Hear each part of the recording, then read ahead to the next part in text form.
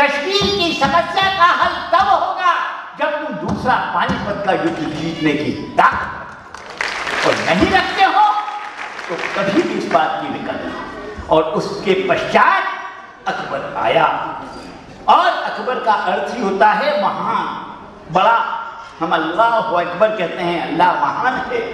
महान को और महान क्या कहें, उसको कहा अकबर। अकबर के ऊपर संस्कार किसके थे? अकबर की अय्याशी, अकबर की जितनी भी तरीके की गलत गतिविधियां थी, भले ही उसने उसको महान बनाया हो, पर हर समय महानता के ऊपर हिंदुस्तान ठोकर मारता रहा।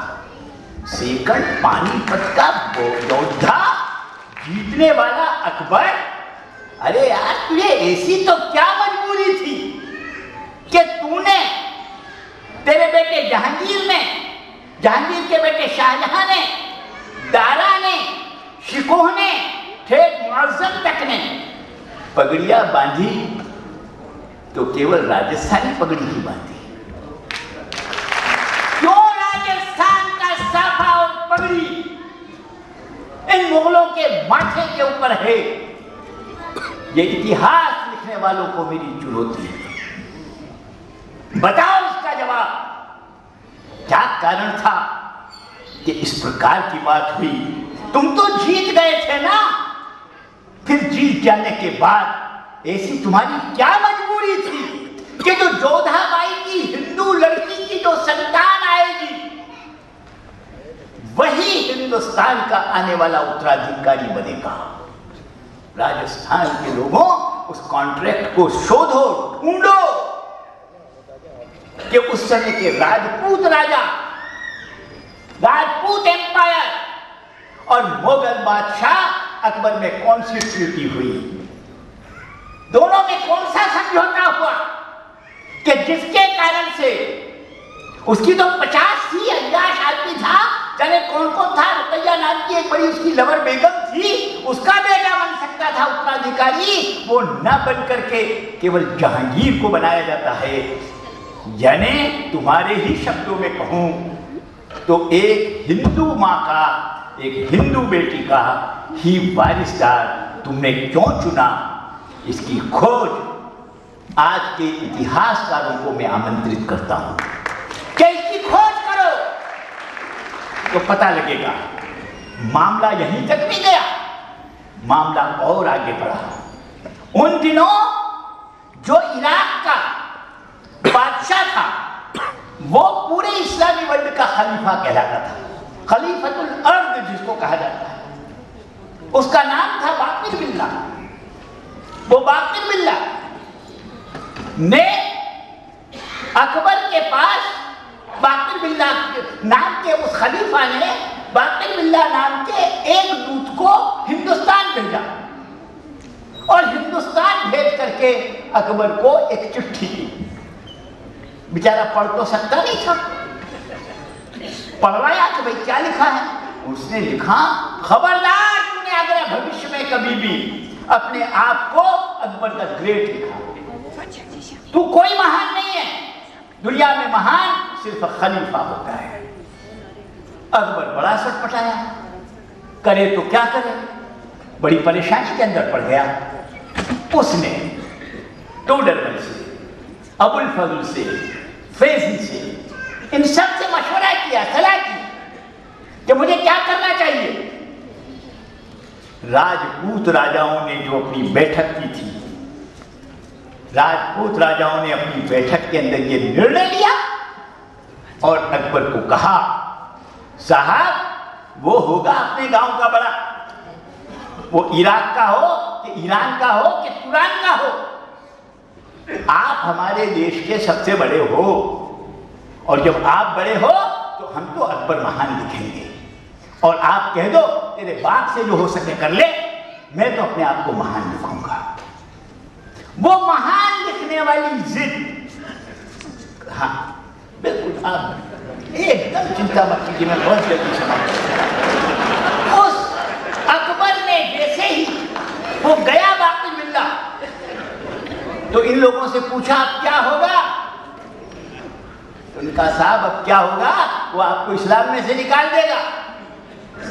अरे यार मरवा दिया ना मुझको, अगर मुझे इस्लाम में से निकाल देगा तो मैं क्या करूं? अरे साहब वो अपने को निकाले, उससे पहले अपन उसको निकाला। ये कैसे संभव है?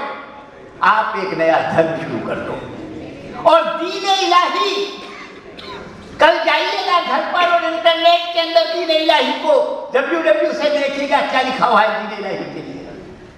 और दीन इलाही के लिए कहा आप तो ये धर्म शुरू कर दो। मगर इस धर्म से पहले हीर सुरेश्वर जी महाराज, जो जैनियों के बहुत बड़े संत थे, किस तरीके से एक जैन लड़की 6 माह का उपवास करती है और अकबर उसको खिड़की में से देखता है और कहते हैं इसने 6 महीने का उपवास किया था। अरे बाप रे, ये मरी नहीं, ऐसा उनका कौन धर्मगुरु है?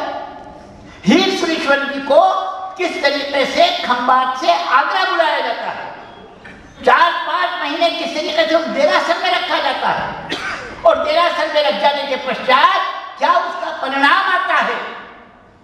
तब उन्होंने कहा अब तुम्हारा काम यह है कि केवल और केवल ये जो तुमने धर्म बनाया है, जो दीन इलाही, अब इसका प्रचार और प्रसार करो।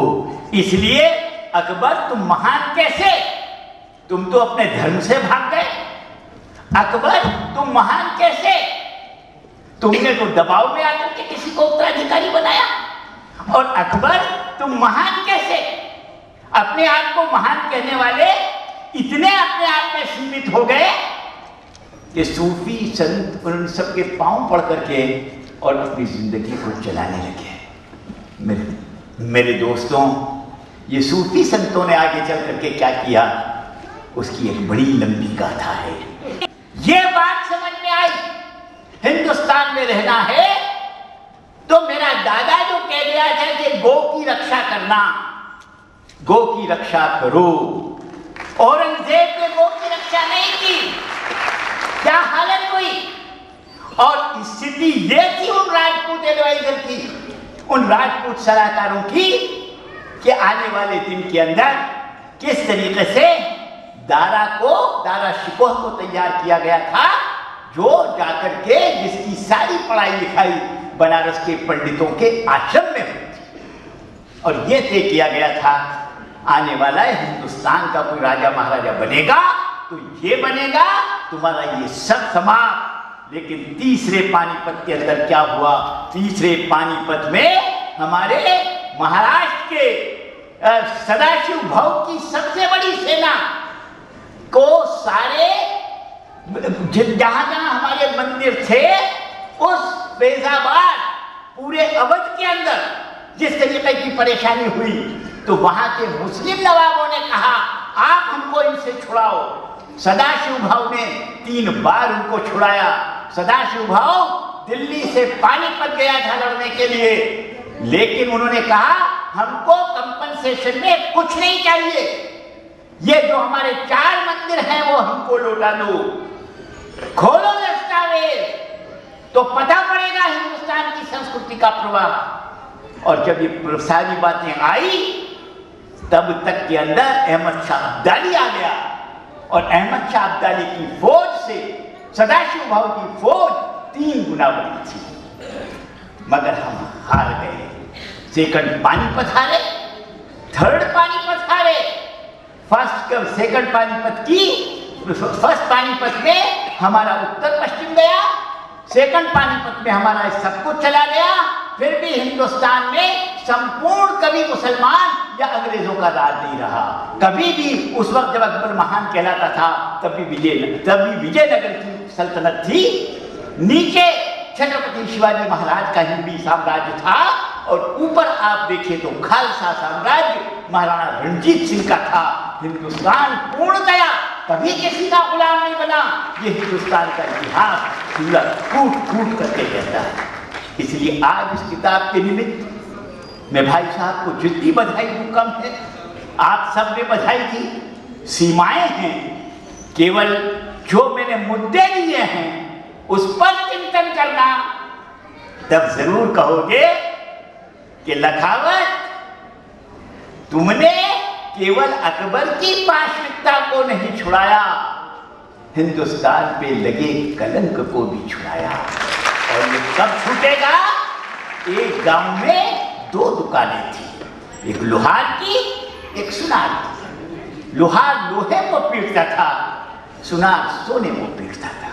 एक दिन लोहे का कण सुनार की दुकान में जाकर के गिरा तो सोने ने पूछा, भाई लोहे कैसे हो?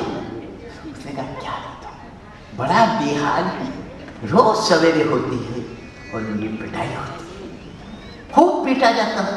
सोने ने कहा, यही कहानी तो मेरी है, मेरी भी रोज पिटाई होती है। तो लोहे ने कहा, फिर भी तुम मेरे से ज्यादा खुशकिस्मत हो। इसलिए खुशकिस्मत हो कि तुम्हें किसी और का अंग पीटता है, मुझे तो मेरा ही अंग पीटता है। लोहे को नहीं पीटता है। जब तक ये पीटते रहेंगे तब तक के अंदर राजन को सही तरीके की आदरांजलि, श्रद्धांजलि, भावांजलि अर्पित करते हुए हम कभी भी लखावत जी का शुक्रिया अदा नहीं करेंगे। मेरे दोस्तों, राजस्थान ने बहुत कुछ किया है। राजस्थान का इतिहास आज भी दफन है। उठो, खाली पथिक जी की बात कर लेने से मेवाड़ आगे नहीं आ जाता, या यहाँ पर हम राजनबाई की बात करके और केवल हमारे जितने भी जोधपुर से लगा करके और जितना भी पूरा मारवाड़ क्षेत्र है उसका उद्धार नहीं कर सकते। आपको पत्रकार बन करके, अन्वेषक बन करके और आपको एक प्रकार के ऐसे व्यक्ति बन करके आगे आना होगा, तब जाकर के ये रिसर्च वर्क होगा। और ये रिसर्च वर्क होगा तब मैं ये कहूंगा, इस स्टेज के ऊपर 3 पद्मश्री थे, 1+1+1 कुल मिलाकर के 3 होते हैं। चौथा आदमी कब बनता है? एक पद्मश्री प्लस 1 पद्मश्री प्लस 1 पद्मश्री, पद्मश्री, पद्म भूषण, पद्म विभूषण, ये तीनों को जोड़ दो तो फिर बनता है भारत रत्न। ये 3 पद्मश्री की उपस्थिति आपको भारत रत्न बनाएगी। ये मेरा आपके लिए एक प्रकार का सबसे बड़ा तोहफा है। उठो, निकालो अपनी कलम। कल तक तलवारों का जमाना था, आज कंप्यूटर की का जमाना है। हिंदुस्तान बाइले की तरीके से बैठेगा नहीं, वे उठेगा। और 2021 के बाद स्वामी विवेकानंद के शब्द हैं, हिंदुस्तान दुनिया की महाशक्ति बनेगा। यही बात अरविंदो ने कही, यही बात अब्दुल कलाम ने कही। इसलिए तब बनेगा जब राजन के इतिहास को कोई आंखों में काजल की तरीके से लगा देगा। इसलिए राजन बन जाएगी, मेरा देश सुफलाम बनेगा, सुफलाम बनेगा, सुखदाम बनेगा, वरदाम बनेगा। हमारे यहाँ पर महाराष्ट्र में पंढरपुर की धरती का समय आता है तो कण कण विट्ठल विट्ठल बोलता है। जिस दिन राजस्थान से लगा करके मेरे असम तक की भूमि, उत्तर से लगा करके नीचे की दक्षिण तक की भूमि का एक एक कण जब एक शब्द बोलेगा तो हिंदुस्तान वास्तव में सुजलाम बन जाएगा, सुफलाम बन जाएगा, सुखदाम बन जाएगा। और वो केवल एक शब्द होगा और वो शब्द है वंदे मातरम, वंदे मातरम, वंदे मातरम।